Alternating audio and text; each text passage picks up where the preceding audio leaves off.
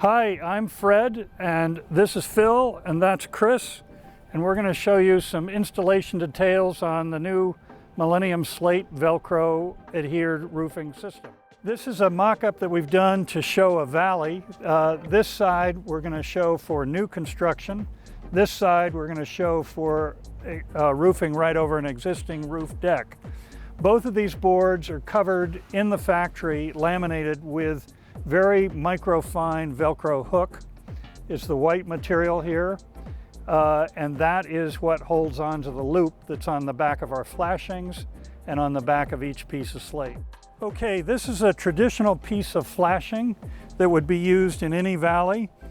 We have this little W form. That's to stop the water from coming down and going right up the opposing roof face.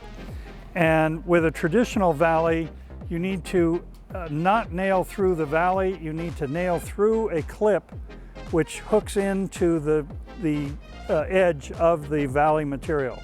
Okay, now we're going to show putting in a traditional piece of valley flashing. It's placed in the valley, and then the two hooks are put in the crimped edges, and the crimped edges in the hook allow the expansion contraction of the material. It's also critical not to nail through the actual valley material because obviously you want it all completely waterproof. So you'd have a number of clips going up the entire valley. They'd all be nailed like this.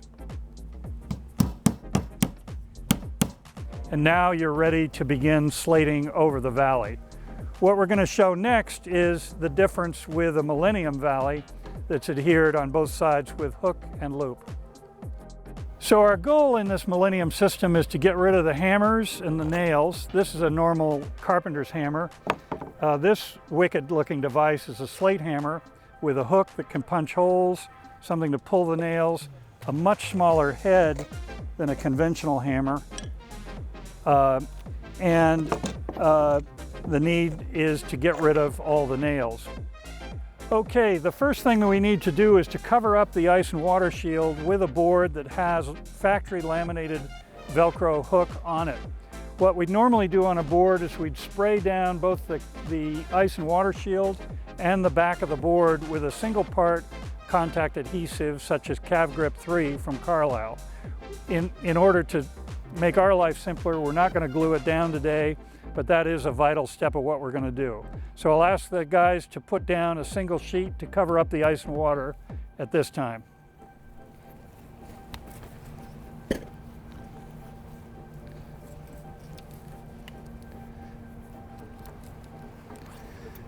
So we're covering up the ice and water. We're putting fasteners down the seams about every foot to foot and a half. And that's just to duplicate the adhesion that's provided by the glue. So these are fender washers, and we're just going to drive a screw through them. They could also be nailed. They could be nailed with a normal roofing nail with a plastic cap. This is somewhat better adhesion to put it down with a screw and this fender washer.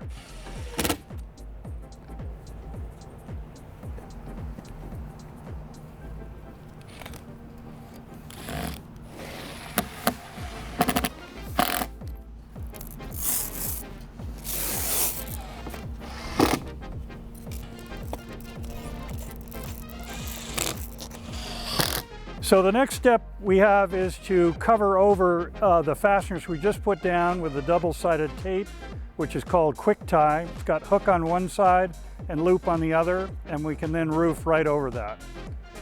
We'd also use quick tie typically on any seam or to run up the edge of any particular flashing to have further adhesion and less of any bump as you're roofing over it. All right, the next step is to install a cant strip at the edge of the roof, and that's to kick the first course of slate up so every subsequent course lies correctly. That's the same in traditional slating as it is with our Millennium system. This has got a piece of Velcro loop tape, which is going to engage with the Velcro hook on the deck, and then on the top face it's got a piece of Velcro hook. The next piece we're going to do over that is called the drip edge. And the drip edge is just as it sounds, it's to direct the rain.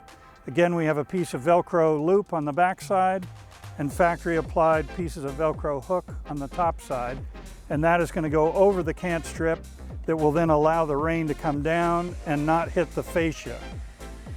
So now we'll put those on. This is putting down the cant strip, which we've made even with the valley. We're lining up the piece to make sure it's directly parallel to the edge. Okay, the next piece is to put the drip edge right over the cant strip we've just put down. Again, you roll it up, you put it even with the edge and roll it up so it's perfectly aligned. And then tap on it to adhere the hook and the loop.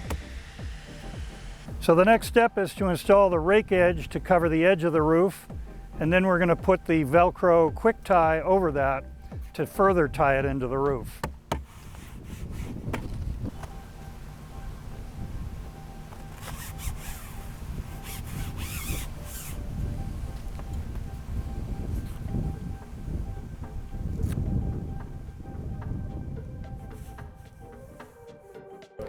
This is the piece of valley flashing in which we factory applied the Velcro hook on the top side. The Velcro loop is on the back side. We don't need the crimped edge anymore because we're not nailing it in. It's just going to be adhered with the Velcro. It has the W fold so the water comes down one face, doesn't go up the opposing face. And I'm going to hand it to Chris and to Phil to put on for us.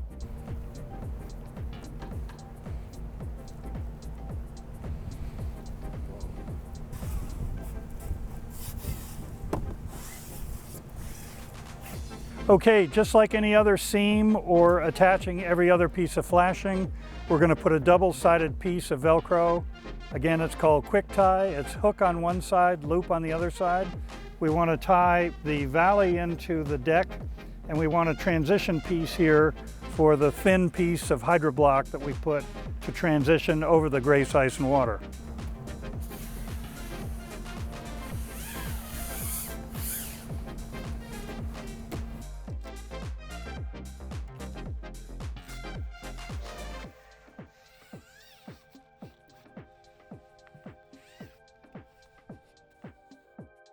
So underneath each course, we put a rain diverter, as we call it.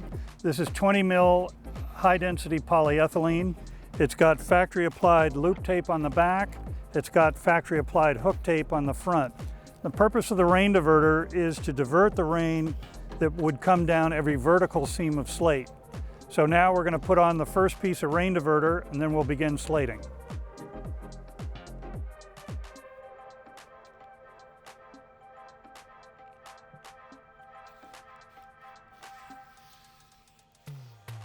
Okay, now we're finally ready to begin slating. Just as with traditional slate, we start the first course with a starter slate, which goes with the chamfered edge down, facing the roof, and the first piece of field slate will go on top of that. So now we're going to begin installing the starters right across this first course. We're working from the valley out to the rake edge. After we get the starters down, then we'll come back with the field slate on top of the starters. Note that we're leaving a slight gap between each piece on the order of about 1/8 of an inch. Okay, we have the starters down. Now we're putting down the rain diverter, which again diverts the rain from the vertical seams of the field slate that we're going to now install. This is the rain diverter for the second course.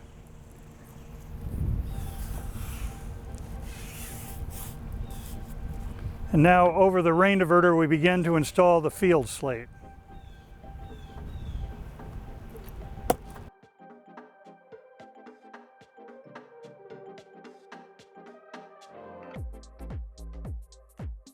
Okay, each piece of slate has a single nail hole drilled in the top.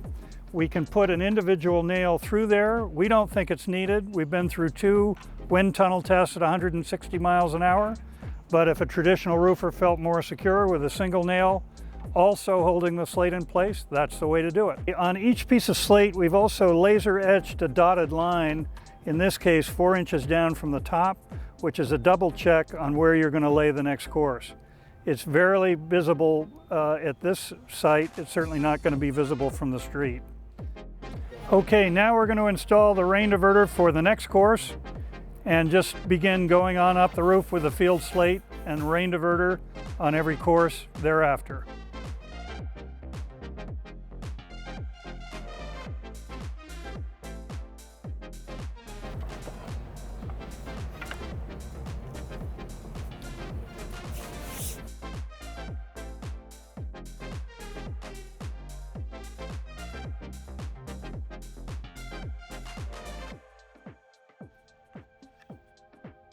All right, we're now going to show you how to repair a piece of Millennium slate. This is a slate ripper that's used to repair traditional slate roofs. You drive this up underneath the slate, you hook the hook over a nail, and then you pound on the bottom with a hammer to actually shear the nail. And we may use this, or we may not even need this, to slide up and get underneath the, get this between the Velcro hook and loop to release it. The other tool we have for repair is just a trim puller from a hardware store. You put this under the leading edge of slate and pry back, and the molding puller will bring the piece of slate up. So the process here is we're gonna try to repair this piece of slate here. Assume that one's broken. We're gonna show you the process. We do slide 2 pieces of HDPE up to stop the Velcro from bonding and to allow the new piece to slide up between 2 pieces of HDPE. So that's the process you're going to see in the video. Okay, first we're releasing the slate above the slate we need to repair, getting the Velcro bond to break loose. And then we're sliding a piece of HDPE up to keep that bond from rebonding.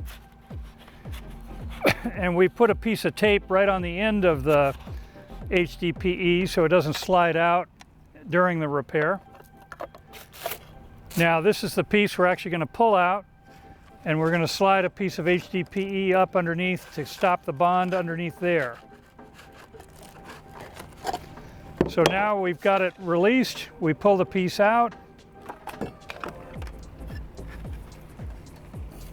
New piece of slate? New piece of slate. I'm going to put the HDPE up there first.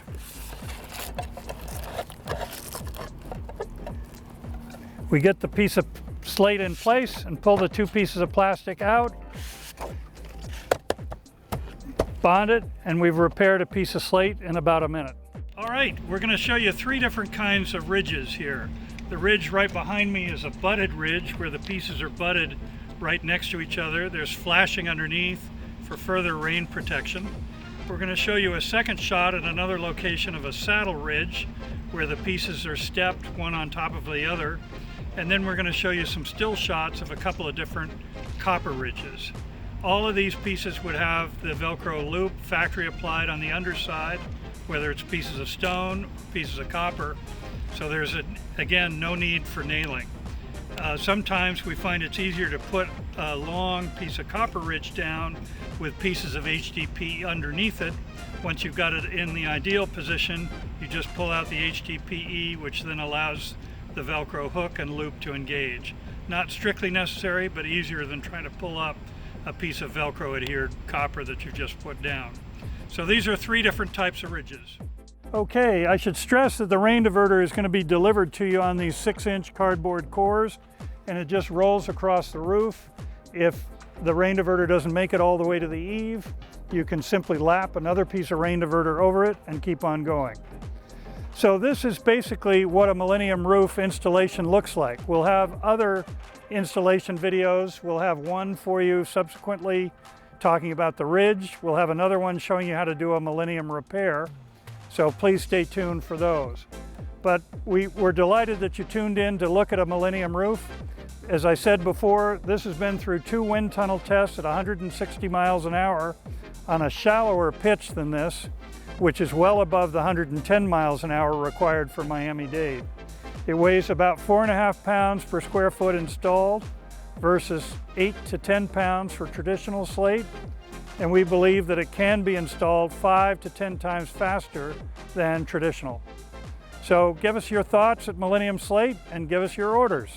www.imslate.rocks. Thank you.